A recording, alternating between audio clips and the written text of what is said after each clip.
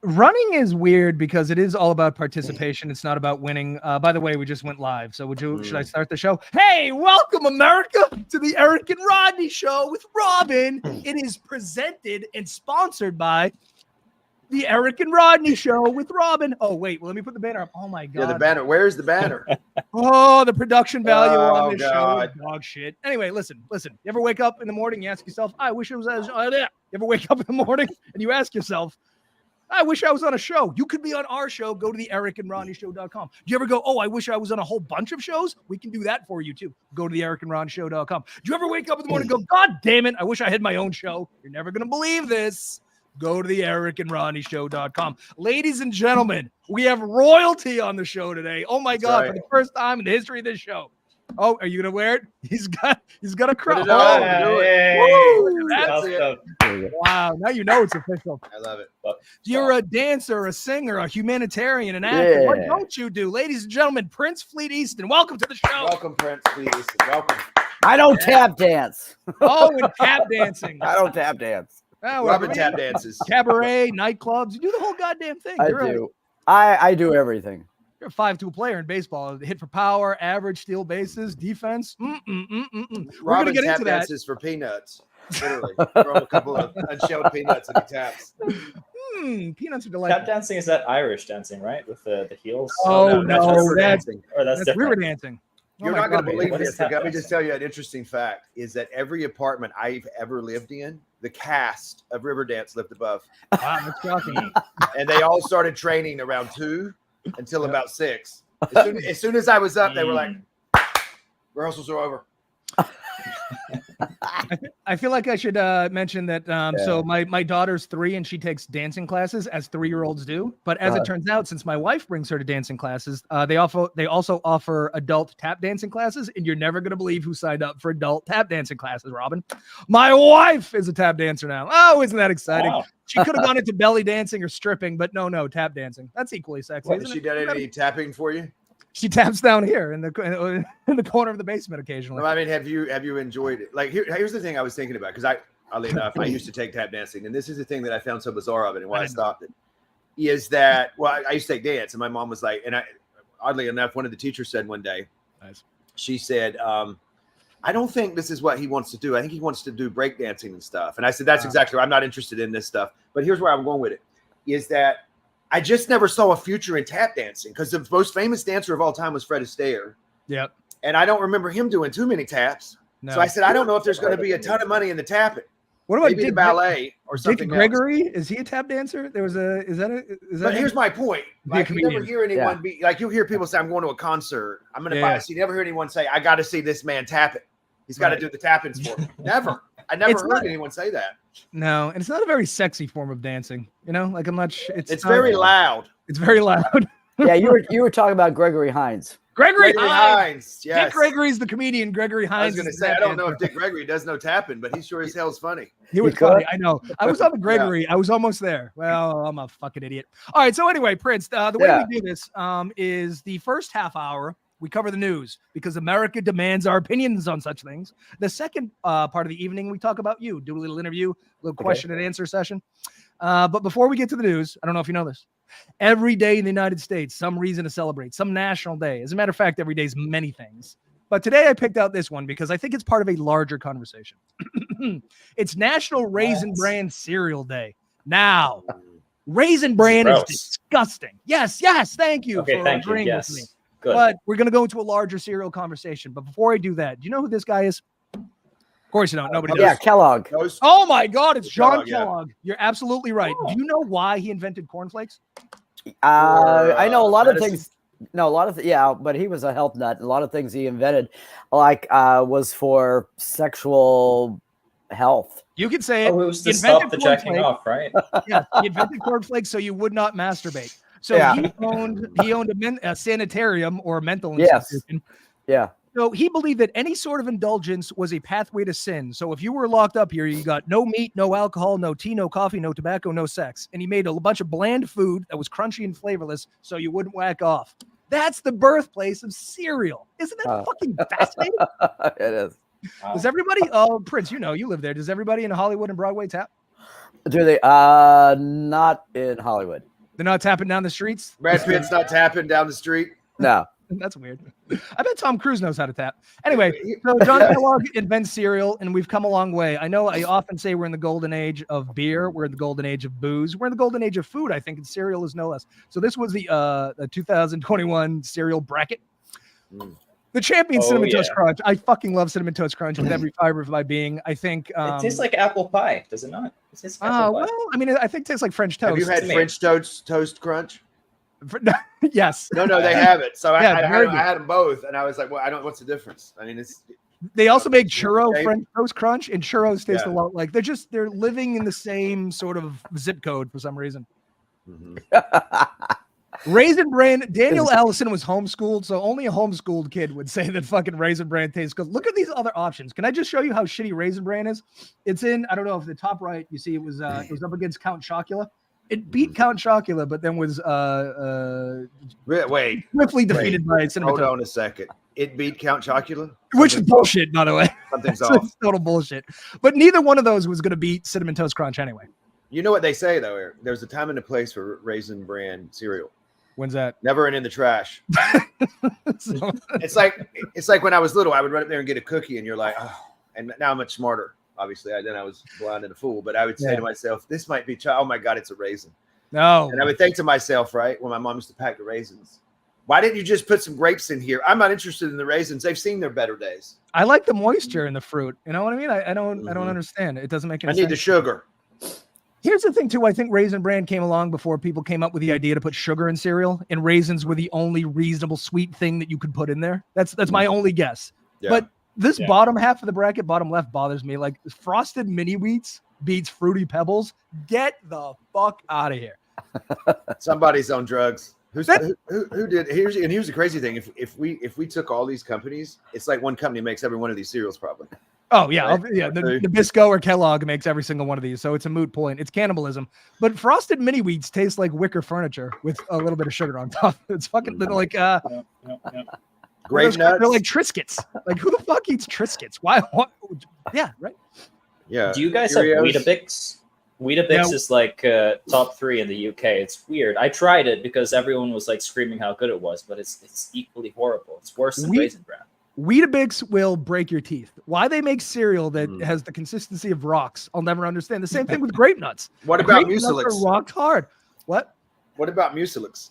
Mucilix is the same shit. Yeah. My mom used to get that. And I used to say to her I said to myself, I got in trouble for this one time. I said, why don't we just pave the yard in grape nuts? Too expensive. Better but, yeah. You can put it was grape like nuts in gravel. a shotgun. Oh yeah, it is gravel. Yeah, Here's you can another. pack it in there. Right. Oh my God, Alex, I was just about to say this. Honey Bunches very of true. Oats is goddamn delightful. And the fact that it lost to Fruit Loops sort of. I don't think Fruit Loops should have made the finals. I think it should have been the finals to me is Honey Bunches of Oats versus Cinnamon Toast Crunch. Yeah. I don't. Apple Jacks also lost. Well, Apple Jacks, I think, are just orange and green Fruit Loops. That's my pervasive theory. I don't know. You see how Captain Crunch was running the show here? Here's my concerns with Captain Crunch is that unless you let it set for a good hour and a half, you're going to have to replace the roof of your mouth. It hurts so bad. It's terrible. Well, it might hurt so good. I enjoy it. It's like it's a masochistic cereal. It tortures you, but it tastes real good. Prince Fleet Easton, what is the official cereal of royalty? Do you know? What have you discussed with the other? I don't eat cereal. I don't eat carbs. I'm sorry. I'm with you on that. I did. Yeah, I know everything you hated. I liked. Oh my God. Well, you're from Ohio. Raisin Bran.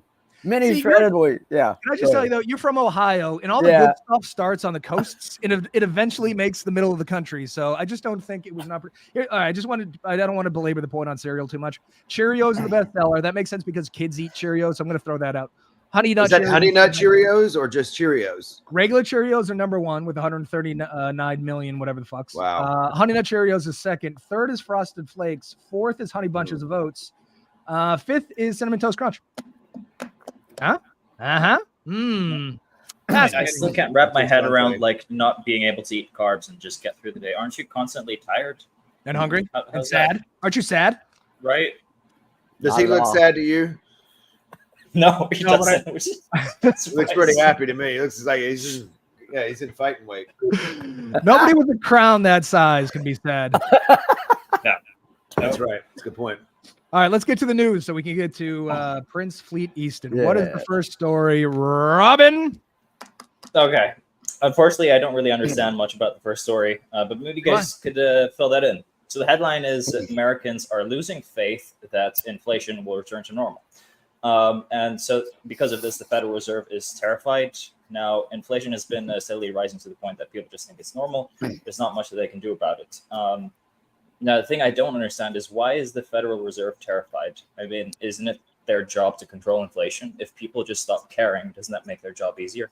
Robin, I'm with you. I did not understand this article at all. They get really complicated. I don't understand how raising interest rates seems to keep inflation in check, because interest rates are fucking outrageous, but inflation is still batshit crazy. But this is what I do know. I broke it down for the morons among us. Here's why I know this is a fucking dumb article. So the number one cause of inflation is corporate profits. Okay, this is if the writer of this article had done any research at all, you could throw the baby out with the bathwater. It's corporate profiteering. There's three things that go into inflation: corporate profits, input costs, labor costs. I don't know what the fuck the other two are. It doesn't matter. So for 20 years, from 1979 to 2019, is that 20 or 30 years? I don't know, or 40. I can't fucking do math. The corporate profits were 11%. Since 2019, it's been 53.9. That's the fucking problem. So this is the thing. You're telling me that people who know they can make more money off of eggs are now going to go backwards and charge less for eggs? No, because we need fucking eggs. Same thing with apples. Apples are $1.50 a fucking apple. You're telling me Big Apple now is going to go, you know what, let's bring it back to 50 cents. No, because they make more money. Now it's like with the airlines, right? Remember when the airlines were like, you have to pay more for the fuel, and then the fuel was like a nickel? I'm joking, but it was like much cheaper. 1,000%. They used to give you 2 bags. They didn't give a shit. Now they charge for carry-ons. They charge for checked luggage. They charge for water. They charge for everything. And why? Because we have to fly so they can. It's just like the vet. We'll kill your animal for $600 or we'll save it for $5,000. And you go, oh, what are you going to do? Here's the other thing. You go, okay, what we need, though, is government regulation to keep corporate profits in check. Here's another problem. Hold on. Oh, I don't have it. I lost it. Here's the other problem, though. I looked it up. 90% of the time, the candidate that spends the most money wins the seat, right? Mm-hmm. So what happens is lobbying, i.e., the dairy industry, buys a politician and then makes sure that there's no regulation in place to put cost ceilings in place. So we're fucked. We're fucked. Across the board, we're fucked. So it's just going to keep getting worse and worse and worse. This is what I think. This has been floating around. This is how much stuff should cost. And I believe this to be true. A can of pop, first of all, don't call it pop. It's fucking Coke or whatever the fuck. But it should be $1, right? Coffee $1.50, espresso $3, sandwich $5. Doesn't this make sense? Isn't this a better way to live? The house, by the way, $150,000. Shouldn't this be how much? I think the house should be $15. 25. Give me a 10 back, cowboy. Life is expensive, but doesn't this feel better to you? Doesn't a $30 phone bill like seem okay? It's $200 and something in this house. I read today, right? Listen to this. You don't believe this. Good fortunes. That the streaming services, right? I still am shuddered to think about this. The streaming services are losing money somehow. How is that possible? And the cable companies are going out of business. And I said, what in the world? We're all we do is watch TV anymore. And they said the only place making any money is Netflix. But I heard Netflix isn't doing too well either. How do you look? Apparently Disney's about to go out of business. This is what blows my fucking mind. We talk about this too. Like the postal service. How the fuck does the postal service lose money? Don't we have to mail things? Yeah. How the fuck are airlines losing money? Don't we have to fly? How the entertainment industry losing money? All we do is consume entertainment. Yeah. You know, 2 things that are always broke. Well, 3 things. It's the church, the postal service, and the MTA. I don't understand it. Oh my God, that's another thing. How's the subway system losing money? It never ends. Yeah, they're like, the train ticket's like $600 a month. They're like, wow. I heard Spotify's in the red. Spotify is the only thing people use for music these days. They don't pay the artists anything. They're famous for not paying the artists. How the fuck are all these things losing money? Yeah, I don't get it. And here's the thing: FedEx and UPS, right, are profitable. The Postal Service hasn't gotten it figured out yet. I don't know. Aren't we on Spotify? No, we do. Have they given us a check yet? Daniel, if you come up to Boston and you say pop, someone's gonna shoot you. I like my mom lives in Michigan. That's the only place I know of that they call carbonated beverages pop. I don't know why that bothers me so much. My mom doesn't call it that, but I call it we call it soda. I call it soda too. Yeah. If I have to say, I usually say the brand name. I much prefer give me a Coke. Yeah. But if I have to refer to a carbonated beverage as something, it's soda. Pop. Stop with that. Yeah. I don't know, Andrew. I don't know what the answer is. All I know is that it's never going down. Gas is never going to be $2 again. Eggs are never going to be affordable. My fucking gas prices or the heating oil in my house is outrageous. My kids are cold all the time. Thanks, politicians. You know when gas will be dirt cheap though? Is Ohio. It's when the solar cars take over. That's our only hope, but that's never going to happen because you know what's going to happen is Ford's going to buy the technology, the patent, then shut it down. Which watch Who Killed the Electric Car. They did this left, right, and center. It's fucking disgusting. Anyway, can we move on to Nepal so I don't kill myself? Great segue. Okay. So this story is about some backstory. People keep telling us we need to get on TikTok, and while I partially agree, I'm also just not sure our target audience are people who have TikTok accounts. Now the problem with TikTok is it's so easy to get tangled up for 30 minutes just mindlessly scrolling through short form video content. So that's the reason why Instagram created Reels only after they saw the potential in short form video. By TikTok. So this story is about Nepal and other countries that are mandating that TikTok be banned. And if they're not being banned, they're at least imposing restrictions. So there's a big worry that TikTok's also stealing information, which is also pretty funny. Now, most federal agencies and everyone that works at the government cannot have TikTok on their phones or devices. Yeah, so Nepal starts this out by saying that it's ruining social harmony and it's disrupting social structures. I'm not on TikTok. I'm too old for that shit. Robin, you're of age. Can you begin to describe to me how a social media platform with short form video is disrupting social structures and ruining social harmony? Can you help me out here? You're Asian. They're Asian. There must be some kinship there. Naked women. I mean, I'll open TikTok right now, and I don't even browse through TikTok. But like they say, the algorithm knows what you want. I haven't even browsed through it, and it just tells me what I want, which is dancing naked women and like affiliate marketing. So, is that what you want though? Is dancing naked women and affiliate marketing? Is that your? Is that your? Something poison? tells me since the dawn of millennia, straight males would like to see dancing naked women, right? Okay, right. We've established this as a baseline. How does that disrupt social structure and ruin social harmony? It's the affiliate marketing. That's the affiliate marketing. That's all right. As long as it's the affiliate marketing, I just don't understand. Okay. Now look, we've lost him already. He's gone now. So here are my recommendations. The top one trending thing on TikTok that's recommended to me is the jiggle dance. Okay. So I don't. What is this it here? The jiggle? Well, who's jiggling? Well, I was just going to show you. Here's the thing. I don't really. I'm so fucking sick of TikTok. This is Nepal. Doesn't it look nice? Nepal. Doesn't that look special? I don't want anything to disrupt. Did this man down here dancing? Yeah, this is look at the chaos in the streets of Nepal thanks to TikTok. God. I did look this up though. This is I looked up. I googled Nepalese food. Look at this. I don't know what the fuck's going on this plate, but it looks delightful. What's that thing with the plastic on it? I think that's like a skin. You know how milk forms some sort of weird thing on the top? I think that's happening here. And but I can identify. Rice is the main dish here? Yeah. Yeah. So I think I know what this is. So this is like the white stuff is chutney, which is like a mix of coconut with other spices. Does that have a single cashew on top? Yeah, just one. Is that a maraschino cherry on top of the thing of rice? Yeah, that's what I was concerned about. The single maraschino. I don't know what it is, but I bet it tastes delightful. Oh my god! I need a little meat on the plate. We can scrape that rice off. I'm waiting for it to jiggle. I don't. You might be waiting a while. Right there in the middle. Yeah, this is another underrepresented cuisine. I think specifically in Ohio. Do you have any great Nepalese restaurants in the greater Ohio region? I know you don't live there anymore, but growing up, did you eat a lot of Nepalese food? I don't think we even had I don't even think that was even in the consciousness of the people at the time. No, I mean I'm pretty worldly, and I don't think I've ever. I had forgotten about Nepal till you just mentioned it. Me too. But doesn't it look nice? Look at this. Oh, you could go there. You could go in the woods. I got to be honest. when you started reading it, I said, "Well, I'm surprised they had internet." But yeah, Well, yeah. I didn't want to say that, but yeah, like people living here are really concerned about TikTok. I mean, listen, I'll say this, right? I was surprised they had internet, and I'll say this: I was in Montana, and it was almost impossible to get internet. Okay. Yeah, so you're in the. I can only imagine, right? You know, when I went to my mom's house, we couldn't even do the show because I couldn't get internet. She lives in Michigan, for God's sakes, 45 minutes outside of Detroit. So it's not that crazy. Maybe they have AT&T also. I don't know. This show makes me so much more confused about the general state of the world. You know, like how the fuck TikTok is ruining Nepalese society? How is that possible? Oh my I'm God! more concerned about how they got an internet connection. Perhaps they could share that information with us and the fine folks of Michigan. Yeah, and AT&T.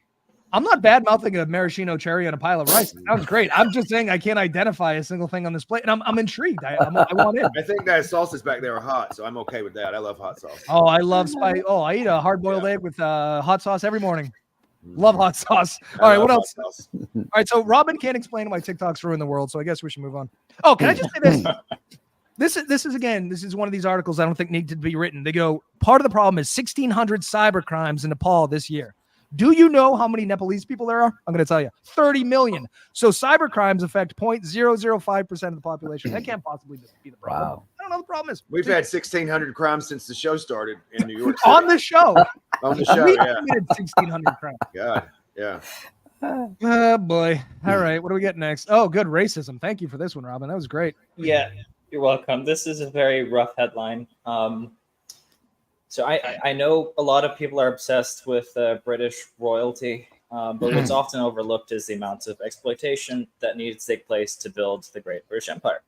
So this is from CNN, and the headline goes, "What's stopping King Charles from saying sorry for slavery?" Now, slavery obviously is very horrible. Many African nations are still haunted and feel oppressed, but they keep asking for like apologies from the British royalty or prime ministers, and so the prime minister of the UK said that trying to unpick our history is not the way forward. Before you get started, I was just going to criticize his goofy outfit because I was going to go, you didn't serve in the military, but then I did research and turns out he did. So I can't badmouth him. But I don't give a fuck about British royalty. I only care about American royalty, which is why Prince Fleet Easton is on the show today. Yeah. Uh-oh. Can I just make a comment? Yes. When you shared a picture of your father the other day, I'm just pointing things out. He had more things on his shirt than this fellow. He did. I think my Prince father's Edward more here. accomplished than I'm serious. He had more things on him than Prince Edward here. I mean, what's his name? Charles. Prince Charles. Close. Listen, Charles. We fought and won a war, so we didn't have to give a shit what their names are. So I'm with you. I don't fucking care what this guy. Yeah, I'm tired of hearing about him and Henry and it's just I can't take any of it. So it is bizarre because what he does say is it's the greatest sorrow and the deepest regret. It was abhorrent and unjustifiable acts of violence. He recognizes that slavery is wrong and terrible, and obviously, but why they don't say sorry is sort of conceptually interesting. Now, what is sorry going to do for anybody? I'm not exactly sure. Mm-hmm.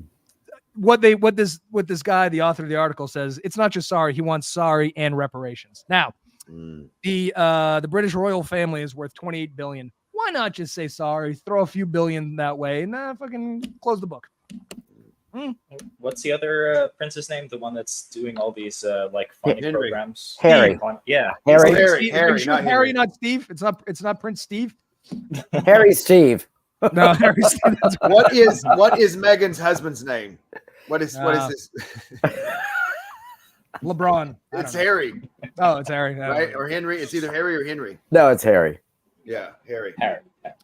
I think it's going to get very complicated with reparations, though, because I looked this up. The start of the British getting rid of slavery was it started in 1772. It was moving in 1807. They finally did away with it in 1834. We famously didn't abolish slavery until 1865. It's just anecdotally what I find interesting about the British is when we wrote the Declaration of Independence and we were like, living under British rule is like slavery. They were like, hey, fuckfaces, you have actual slaves, right? You dickheads. So if you look into, they had a reasonable case. Anyway, I don't know what to say about this, but reparations are weird. There's a book by Ta-Nehisi Coates called Between the World and Me, and he talks about reparations in the United States, and he makes a very good point. He goes, is a debt owed? And certainly work was done without pay, so a debt is owed. So from there, I don't know where you go, but someone's owed something, right? Just like in the case. They have. Well, I'll say this too. I read a while back about the British that they have a motto, especially the royal family, called "Never complain and never explain." Oh. So I think I'm not taking up for Prince, whatever his or the king or whatever, but I know that part of their training and part of their protocol is to never explain yourself and to never apologize. Or I'm not saying it's right. I'm just saying I think maybe that plays into it, because I was like, what does that mean? And they were like, you never complain about anything, you never bring it up, and you never explain yourself. Do what you want to. I like that. Hey, I think he's a man of coach. Yeah. The American entertainer Shaggy had something similar. It was called "It Wasn't Me." So if you just deny your wife catches you fucking somebody else, it wasn't me. Nudes on your phone, it wasn't me. Just stick to this. Lying deny. Yeah, that's a good one. Shaggy and the royal family have a lot in common. We only have 5 minutes before it's the Prince Fleet Easton person being. Okay. What do you want to do? Butterflies? We'll talk about. Well, that's a bit more than butterflies. Is that the story? Butterflies. Listen, I'm gonna let the panel choose. Prince, we can talk about butterflies or the gay Olympics. Which one would you like to do? These are the next two stories. I know nothing about either one. All right, so just pick. What sounds more interesting, butterflies or the gay Olympics? Butterflies? I don't know. I don't know nothing about either one. Neither do I. Neither do we. They're both great. They're both great. I think we've made that pretty clear. Okay, butterflies. Okay. So we don't really cover fashion shows that much on the Eric and Ronnie show with Robin. And for good reason, because I think, how would you describe it, Eric? Pretentious buffoonery? Buffoonery, yes. Pretentious buffoonery. Pretentious buffoonery. So I always thought the purpose of fashion was to appreciate designs, and they'd make us want to wear the clothes ourselves. So there's this fashion show designer. He went viral because his models were wearing dresses outfitted with entire terrariums, and he's receiving threats from PETA and the likes because he had live butterflies inside the dresses. Yeah, I saw that. I was watching that online. I saw that show. They're very pretty, but they're very impractical. You can't sit down. You're going to kill 8,000 butterflies. Right? You know? This is a TJ Maxx. Yeah. This is now, who is this designer? Prada? Oh my God. Who's this? This is peak capitalism, just like NFTs and cryptocurrency and the metaverse and the fucking beef with China. It's all fake. Like at some point they just start making shit up, and like no one's ever gonna wear a butterfly dress. Terrariums are gorgeous, but put it on your counter. You don't need to wear them, you weirdos. Oh my God. I have an idea. We put a digital screen in there. Yeah. And we can make it. And Mark Zuckerberg's could help us. There you go. Problem solved, right? Yeah. I mean, and it could put anything in there. It could be like the Sphere in Las Vegas. The Sphere in Las Vegas is hilarious. Well, you're not gonna believe this. Apparently, it's lost over $1 billion. As great as it is, everyone loves it. It's still losing money. Is it just I can't imagine how in charge of everything? I just don't understand. This show makes billions, so I don't know how they're not raking in the dough. We're about to buy LinkedIn. All right, so they said PETA's all upset because they said that the butterflies, they either capture them in the wild or they breed them in farms. Even if they let them go, because they were captured and bred in captivity, they can't find food sources and they end up dying. But this goes back to this thing where we only care about pretty insects and animals. Like I just looked up local pest services. So you can kill the fuck out of ants, bees, moths, cockroaches, termites, rodents, mosquitoes, ticks. Nobody gives a fuck. But you kill a butterfly and everyone gets upset. You know why? Because it's pretty. You know, like when a pretty person dies, aren't you affected more than when an ugly person dies? I am. No. Here's the other thing. While I get the whole terrarium dress doesn't make sense, I think PETA's overreacting a little bit. What are they worried about? Butterfly PTSD? Like, exactly. Who gives a shit? It's because we don't like killing things. We don't like killing pretty things, and we don't like eating pretty things. I was just thinking, like huskies might be delicious, but we'll never know because they're. That cute. looks like my pretty boy Hefferino. I only did it because you have a husky. But what if gorgeous boy? That's not my dog. He's actually better looking, but he's beautiful. Of course, your dog's gorgeous. But you know, what if you marinated it nicely in like an Italian dressing for a couple days? No. Man, we will never know because they're pretty. Oh God. All right, I guess we'll save the gay Olympics for tomorrow. That was hold on to that because I have a lot of thoughts and feelings about the gay Olympics. Dude, can I just give you some statistics on homosexuality across the country? Only 34 countries out of the 195 countries allow gay marriage.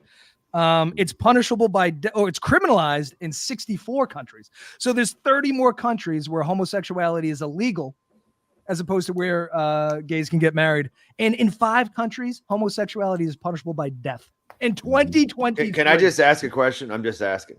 Yeah. So, all right. So, well, obviously, where it's not punishable by death, we know how that ends. But where it's a criminal offense, they put you in jail. Like, what happens? I'm just like, you get a ticket. They're putting you in jail with other gay men. Is that what you're saying? Well, I'm just trying to think. I'm thinking like I'm just thinking out loud here, right? Like a prison with other men, other gay men. I'll never understand it. I'll never understand. I don't think they're going to cure it. I'm just brainstorming here.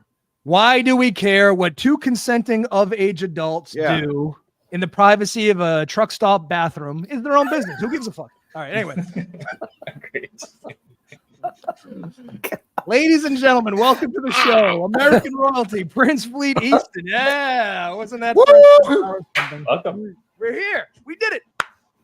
All right, man. So Yeah. that's a very royal wave. I did a deep dive into you on the internet last night. I don't think that sounds any better than when I. But I know maybe we leave deep dive and do deep research. There you go.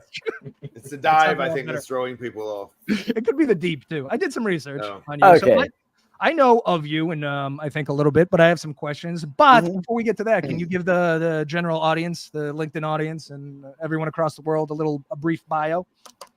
Yeah, we need it. Well, let's see. I was born in Akron, Ohio. Mm-hmm. And I love it that Andrew over there said that there is a restaurant in Cuyahoga Falls that serves Nepal food. Okay, I just wanted to give him a shout out. There you go. So the best Nepalese food in the world is in Ohio. I used to appear at a club there in Cuyahoga Falls called Palumbo Supper Club many moons ago. Okay, yeah, I was born in Akron, Ohio, and couldn't wait to get out. You and LeBron. Yeah, couldn't wait to get. It was like, oh my God, this is. I kept telling my parents I don't know how I ended up here. This is not where I was supposed to be born, and they really loved that one. Yeah. But yeah, I kept saying I was supposed to be in California. How did I end up here? And I'm saying this to them as a child. You know, so the comedian Dave Attell has a joke on one of his albums. He goes, "You know what a great thing to do in Ohio is? Get the fuck out." So I guess it's universally like, everybody hates Ohio. I don't. As soon as I hit 18, I was out of there. I moved to New York, and then I did stuff in New York for a while. And I was a ballet dancer in the beginning of my career before I started into nightclubs and movies and television. And let's see what else. Catch up. No tap dancing, right? No tap dancing. No tap dancing. No, I tried. Just making sure. I tried. We'll leave the tapping to Eric's wife. That's right. And Gregory Hines and Gregory Peck and who else? Yeah, I could fake it enough that they thought I knew what I was doing, but I couldn't do it. Yeah. So then, I moved to Florida and I worked there for a while in films and television. And let's see, I was doing 5 jobs in Florida. I'm followed by a voice. Now, okay, since you guys are way out here, you'll understand this. Yeah, I have a voice that guides me. I don't know if it's my higher consciousness or what the hell it is, but it tells me what to do. So I was singing with a 52-piece orchestra, and the voice while I was on stage says, you got to go to California. You got to go to Palm Springs, California. You have to be there to meet the people who are going to take you to the next place in your life and career. Well, I knew nobody. And at that time, I was working 5 jobs. I was co-hosting a television show. I was singing with an opera company. I was singing with an orchestra. I was starring in a theatrical production company. And I was doing voiceovers, reports for NASA radio. And I walked away, got in my car and walked away from everything. NASA radio? NASA has a radio? Yeah. Today on runway 345. Oh, they don't play space music? I was hoping they played space music. They're like, this one's from Spaceship 53. Yeah. Shuttle Challenger. So I did that. Yeah, I did that. And what was the TV show you were hosting? I know it was called Brevard Notes. It was a local community television show and covered everything that was going on in Central Florida. Oh, wow. And I was Mr. Entertainment, so I covered stuff with on the entertainment side of it. And so then I got in my car and I drove 3,000 miles all by myself. And I knew there was something waiting for me in California, the land of fruits and nuts. And I wanted to be part of that group. Subtle. That was a good. That's that funny. was a subtle Lands of jab fruits there. and nuts. That's a good one. You got. It took me. That's good. That's a good. that was Write that good. down. We got to use that one. That was good. So that's how I ended up here. And then, like I said, I've been doing show business all my life. There ain't no business like show business. Ain't no business like show business. Hear that, I'm Rob? hoping we get a song. Can I ask you this voice? Did Yes. the voice tell you to go to California too? Yeah. Yeah. Okay. The voice is the one that led me to California. And every time it talks to me, it always leads me to something that's my next success. I'm fascinated by this concept. Do you think the voice is maybe schizophrenia? I'm just kidding. It could be. Well, It could be. I wouldn't doubt it. You're a proof. I think about this a lot because people go, oh, every time someone commits an awful crime, they go, there was a voice in my head. It told me to kill my family, but it's never the voice in your head never tells you to bake cookies. You're the first person who's like, yeah, the voice in my head told me to join an orchestra. So finally, there's one voice out there that's telling somebody to do something nice. And I think that's cool. And mine usually said, I'm hungry. Well, it says that too. Time to eat. Your voice is reasonable. All right, so man, So I showed up in California without a job, and just put it out to the universe, and knew I was going to be taken care of. And I landed a job in a show, and I was in a show for 8 years. And then what it did, it allowed me to stay here to accomplish and get my foot into Hollywood, and just step by step. And then in 2016, I received a star on the Walk of Stars. Oh my God, is this a picture of the ceremony? Holy That's shit. it. Yeah, I got a star on the Walk of Stars. Production value. Yeah, and the voice told me that was going to happen also. So, what can I say? I'm just led by this voice, and now I'm waiting for it to speak to. Oh, it's really interesting that. Okay, right before I got my star, I got my Mercedes, Mercedes convertible, my two-seater Mercedes. So I'm driving down Palm Canyon, and the voice comes in and says, "You're going to be a legend." And I thought, okay, well, how in the hell is that going to happen? I haven't even got to the world stage yet. So, I'm thinking like, big, like Frank Sinatra, big major stars. So the day that I received that star, when they announced me, they said, "Ladies and gentlemen, Palm Springs living legend." And I said, there it is. It didn't come in the way I thought it was, but they called me a legend. It might not be over yet. So, man. It ain't over yet. Are you kidding? Right. Well, it's getting started. Yeah, that's right. You said in one of the podcasts that, so you have this star is in Palm Springs, but you want to star on the Hollywood Walk of Fame, right? Oh, yeah, of course. Well, what I do, I create vision boards also. I don't know how much you're into that. And when I came here, I created a vision board of everything I wanted to accomplish and happen. And so everything now has come except for the Grammy, the Emmy, and the Oscar. So when I got into Hollywood, I started becoming friends with people that do have these things. So I got them to let me take a picture with each one of them. And I'm holding it saying, here I am with my Oscar. Here I am with my Grammy. Here I am with my Emmy. And that's the only thing left that hasn't happened. I've been here 16 years. So I've accomplished all the things I came here to do. You got time. You're a young man. What are you, 25, 26? Yeah, of course I am. Ooh, okay, so we got the Prince this thing. Arm is 26. Nice. So you're in a movie though with Eric Roberts. I just did a movie with Eric Roberts, Lorenzo Lamas called Team of Two. It's an action comedy, and I think it might be out streaming now. I know they were shopping it for film festivals. It just showed at one of the film festivals. I play a detective, so that was the first time I've ever done anything. I played a character in that aspect. I'm always the singer, the funny neighbor or whatever.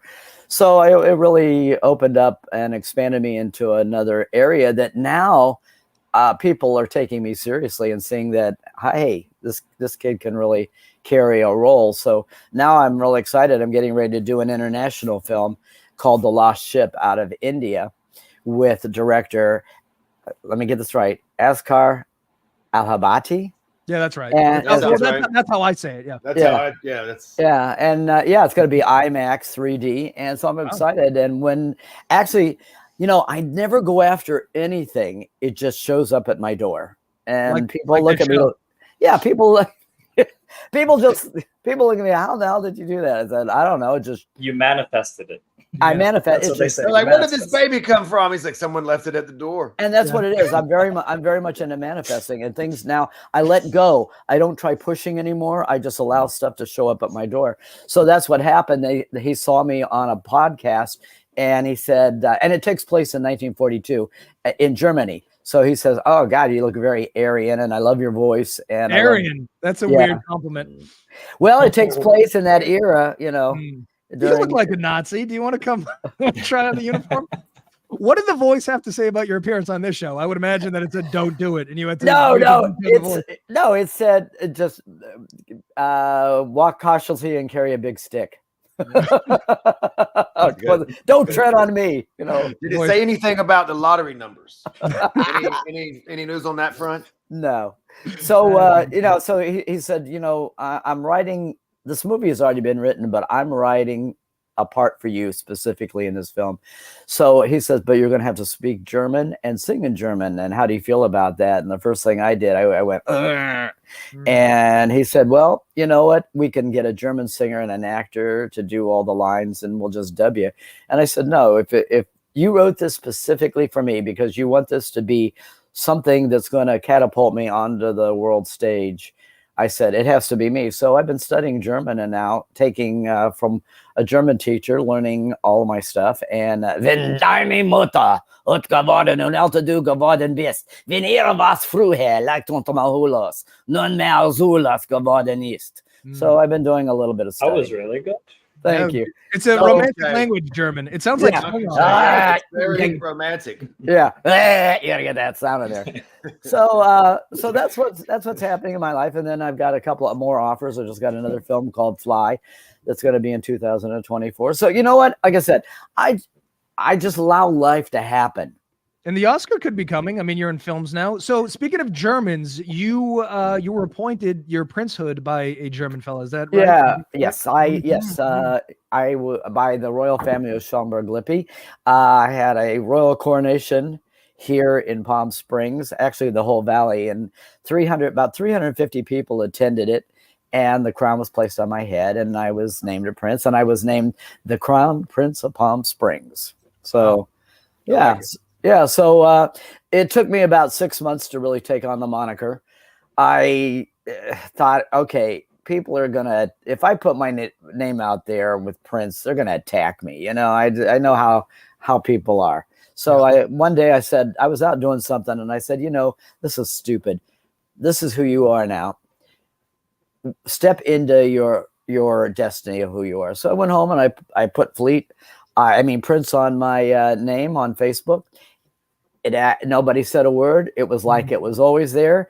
And now all they call me is Prince. And I said, thank God the other one's dead, because now they won't get the two of us confused. Yeah. Have you considered poisoning the king of Palm Springs so you can really own the kingdom? Do you want? The king always gets killed, right? The prince never. That's Yeah. I mean, who is the king of Palm Springs? Is there one, or is just the prince is running? Well, they always had like a Mr. Palm Springs, but they haven't had one probably in 30 years. Okay, so what's the vibe down in Palm Springs? What's the vibe? Or crazy, or like what's well, it's really changed. It's really changed since COVID. Before COVID, it was kind of laid back and very like old Hollywood, and you didn't really see people a lot. There's a lot of stars that live here, but you don't see them very often. They kind of stay behind their gates, you know, and they have their own private parties. And I've been working my ass off trying to get into that circle, you know. Yeah. And you know, I've met like Brad Pitt and Angelina and so many big stars, but never really to the level of where I'm their friend and we socialize, you know. But what I was going to say is, since COVID, now after COVID, the whole dynamic here has changed. It's a younger crowd now. It's 20, 30-year-olds. It's a party town. Every night of the week or on the weekends, I mean, downtown, it's packed. I mean, everybody's out partying. And that's one big change that has happened here in Palm Springs. Used to be quieter.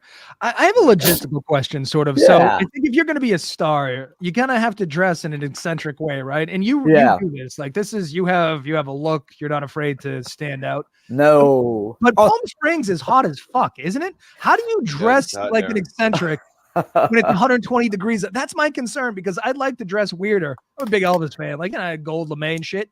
But like, why not? Because Boston gets like, I mean, it does get 120, but it gets hot. Like, what are you doing this summer? You wear this shit in the summer? Oh my God. Kanye West wore a mask and almost died. It's show business, baby. It's show business, baby. You know, I mean, you know, you don't have a minute off. You've got to always be. You have to suffer for your art. Hey, you know, like the. Now, I watched that video yesterday for, I believe it's Caregiver or Who Will Care for Me. Was that? What's the name of the song? Yeah. Who will carry you? That's right. Yeah. I looked it up. You're on Spotify. They're on Spotify. Man. Yeah. Well, like I said, I'm not afraid to take risks. I mean, it was so funny when I told them that I was going to do this look and I want to be very futuristic with goggles. I mean, everybody was like, and I said, you know what? I don't care. Yeah. This is what I want to do. This is who I want to portray. I have a multitude of personalities inside of me. I love future. I love futuristic. I love out there. I love Star Trek and all. And I said, and everybody said, yeah, but people think you're a blind man. We got that blind. It looks like you're gonna go skiing. You don't look blind. You know what I would got? I got Daft Punk vibes here. Well, that's it. That's what it is. Honest to God, that's the other part I got. That group. Mm-hmm. Yeah, I love that group. So you know what? I'm always willing to go out and walk on a limb, and I don't care what the. In the end of this video, though, I was concerned. Did he die? Because he's like, see him laying on the bed. No. Okay. Or the hospital bed, being taken away. Actually, the guy in the picture there, he's my co-writer of that I produce with.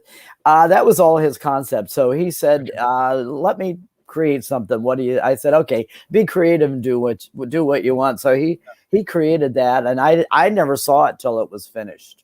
So were you a duo? We weren't sure if he died or not. Eric thought he didn't, and I said I think he. Hey, you know what? I just lost $2,000 to Rodney. He can be whoever you want him to be. That's right. Yeah, art is interpretive. But are you like a Hall & Oates or a Milli Vanilli? Like, are you a duo? Is this the thing you're doing? No. Milli Vanilli didn't sing. Remember, they didn't sing. Yeah. They just danced. Okay, so not Milli Vanilli, somebody else. What are you, a duo? A classic duo. Well, this is the only thing that we've really done so far together. Everything else has been separate. He's an amazing songwriter. He's written like 180 songs. And Brian Hoff. And he's like an unknown songwriter that now is just kind of coming out. And when we became friends, he started offering me stuff because he really liked the sound of my voice. So actually, we're just getting started on our collaborations. So you like the future, but you also kind of like the past because you do some lounge singing, which is sort of a forgotten art. Not that this is lounge singing, but I'm just smushing them together. Well, so you know what? I do everything because you got to make money. It's show business. So whatever the job requires, I can do it. I do everything. We got to sing for our supper, right? From Bruno, this is really tough. From Frank Sinatra to Bruno Mars, country. What's your favorite genre? May I ask?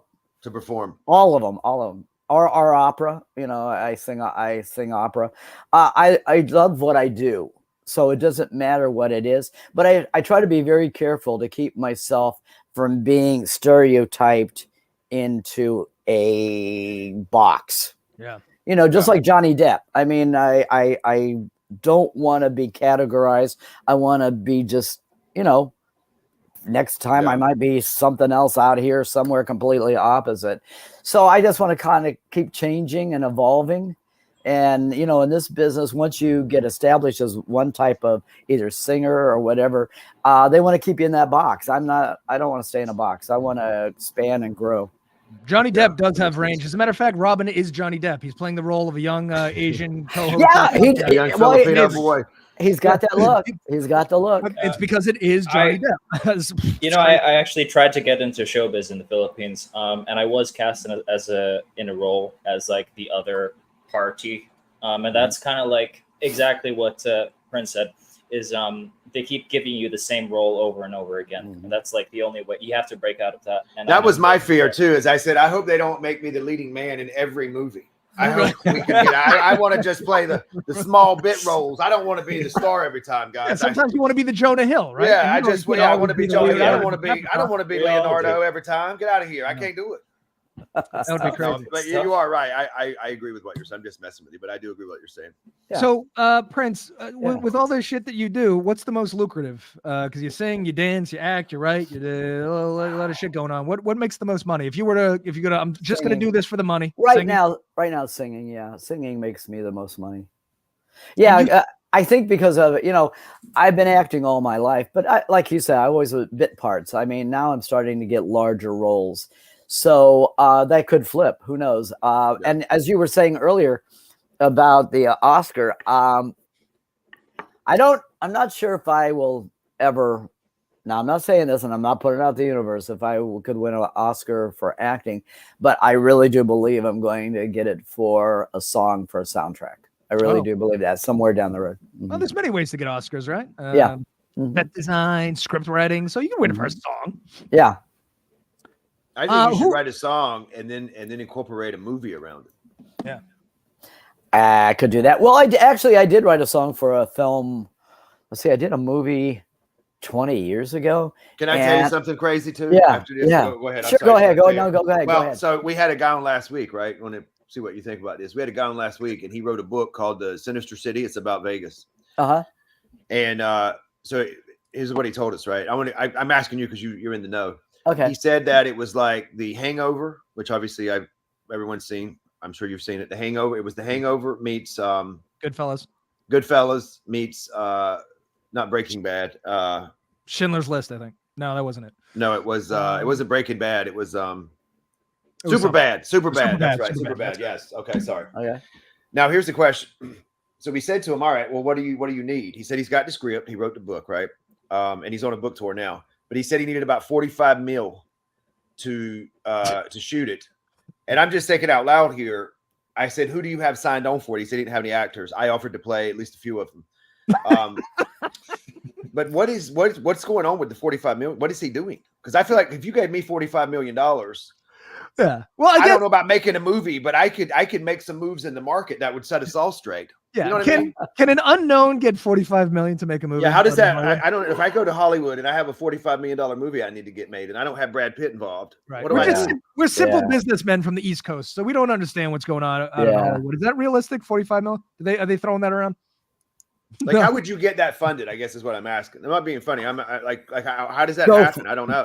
Go fund me. I don't know. I don't know. Okay. I don't know how you're gonna raise. Yeah, if you're an unknown and you don't have a box office name, you're, and is this an independent film? Well, it'll be an independent, or do they want the studio to fund this? So he might usually fund unknown writers and an actor. That's what I'm saying. Yeah. Well, you know what? Like has to become a bestseller first. If you can get a top name box office, they're going to look at you because they know they're pretty sure they're not going to lose any money on this.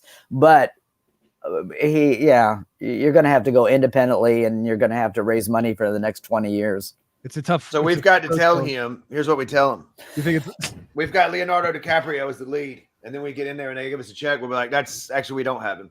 Yeah, we're gonna go with somebody else. We're gonna." I'm sorry, we have Frank DiCaprio. I missed out. He's my mechanic. He's very good. He's very Leonard. good. It's not Leonardo. It's Leonard. You got confused. What? So, Prince, who's your inspiration? Was there somebody early on where you're like, I want to be that guy or lady, or like, was there somebody career that you're like, holy shit, they nailed it? No, I always wanted to be just who I am. Wow. I never, there's people, of course, I like in the business. I mean, there's like some really great singers and stuff that I kind of patterned myself off a little bit. But no, I learned very long time ago by working with big stars that the world loves the original. It doesn't want to copy. Interesting. But you do. So you made it right, though. Huh? Sorry, I didn't interrupt you. I'm sorry, what? Like what actor or singer or crossover or whatever would you say is getting it right? Well, yeah, I mean, there's so many. I like Josh Groban. I mean, I like classical singing. I mean, even though I can do everything, where I really love to do is I love huge power ballads. That's what I really love to sing. There's just, I mean, I don't hate me, whoever out there. I mean, I never was a Frank Sinatra fan, so I mean, nope. That's okay. I was at a party Prince- once that Josh Groban was singing it, and I said, that sounds an awful lot like Josh Groban. They said, that is Josh Groban. I said, I'm sure that would explain that. No, sorry. So no. So like I said, like in the female, I love Celine Dion. Celine Dion. Yeah. Get that going. Yeah. Just like Andre Bocelli, Bruno Mars. Bruno Mars a is lot a of Bruno talent, Mars yeah. songs. You did a tribute song to, was it Judy Garland? Is that who that was? My new single out called Shine. Shine. Actually, that song was written by Paul Weston, a friend of mine out of Wales. And he offered me that song. And when you're a singer, you hear certain songs and you have to sing them. And when I heard that, I thought, God, I have to sing this song. So we took it in the studio. It's with a full orchestra. And we recorded that and we presented it to Paul. He loved the song. And I told him, I said, Paul, I don't know how, but someday I'm getting this song out to the world. And then like 6 weeks later, he died of a heart attack, unexpectedly at 55 years old. So, so when we went to release it, I had to contact his, the licensing and everything. And I contacted his business partner and the family said, we don't want anything. Just give Paul the credit and you have the song. So I said, I'm going to do him right by taking the song to the world. And now it's several places that they're interested in for soundtrack in feature films. So let's see where that goes. I just throw it out there and whatever lands and what doesn't. Yeah. Our friend Jules LaVarley, that's kind of like she really jumped on the bandwagon when she heard that. And so she's the one that connected us to do this. Yep. And it's taking a life on of its own. Like I said, I never plan anything. I did in my career, but I learned that when you put expectations on things, you're creating disappointment. And so I don't want to do that anymore in my life and my career. So what I do is I just put it out there. If it goes somewhere, great. If it doesn't, that's great, because there's always something coming up behind it that may be the next thing. So I'm never expecting anything from it. I think that's a smart way to go. We've been doing the show for 6 months, and I thought we'd be famous by now, and we're not. And it's made me sad. And now I drink a lot, and now I hit my kids, and it hasn't worked out the way I thought it would. What were your expectations? Yeah. I'm going to, thanks to you. So you've done a lot, but I think we're narrowing it down to acting and singing. That's where I think maybe like I said, I just love what I do. Whatever comes next is wonderful. I know I'm going to keep climbing. That I'm obvious. That I'm very aware of, because I know opportunities just keep coming. So wherever that takes me, who knows? In a year from now, you may never be able to get me on the show. Well, I was going to ask. So since we have you here now, all on the ascent, I have two asks. One, will you reference us in the Oscar acceptance speech? Yes, I will. Thank you. And two, can you write us a theme song, a little jazzy, a jingle, a little? I think everything. Yeah. I'll put no expectations on it, but I'll see what I can do. Well, how do I talk to the voice to talk to you to tell you to do that shit? Did you got the voice's number? Can I text? I don't know. Just put it out there. Say, okay, we want Fleet to write it. Okay. Yeah, a little. But I wanted nightclubby. Very. Yeah. I don't want to. None of this Bruno Mars shit. Just a little. Yeah. I like Bruno Mars though. You don't want to have like a classy, be retro. doo-wop. Yeah, okay, classy. Yeah. Classy.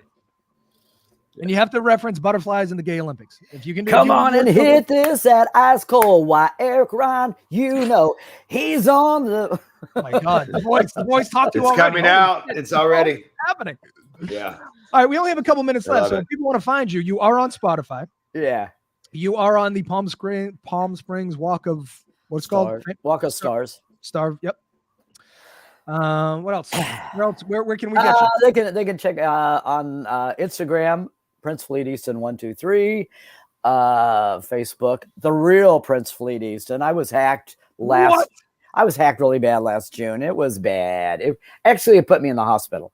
I was hacked by, I don't have no idea who it was, but they were trying to extort money out of me, and it was bad. It was bad. I had, and then Facebook kept trying to shut me down because I was trying to warn people what had happened, and they said I was scamming. Oh my God. So what they did was, though, they were posting like cars for sale and taking a deposit, Holy you know, shit. and then several of my friends got hit with that. And then also they were asking my friends for donations for like charity organizations, because I do a lot of charity work, and thousands. I think one person gave like $6,000, and yeah. Sounds And to me like we got to get in the scamming business. What's your username and password? I'm just curious. Same thing happened to my mom. It was bad. Yeah. And then another one they were doing was posting furniture for sale and then asking for payments to Venmo. And then they were giving the address. Now, this didn't happen to me, but it happened to a few of my friends. They would give them your address, and then people would show up at your door wanting the furniture that they thought they bought. Wow. The internet is a scary place. You know where else, if you're on the internet, you can find feet pics of Robin. I don't know if you've run into that at all, but those are floating around. It's a great place. Oh, it's a great place. Anyway, listen, we've done the hour. They're going to kick us off. Prince Fleet Easton, thank you for being on the show. You were delightful. Stick around for a couple minutes. Don't log off, but I have to log off the thing. So goodbye, America. We'll see you tomorrow. Hey, don't go scamming anybody. All right.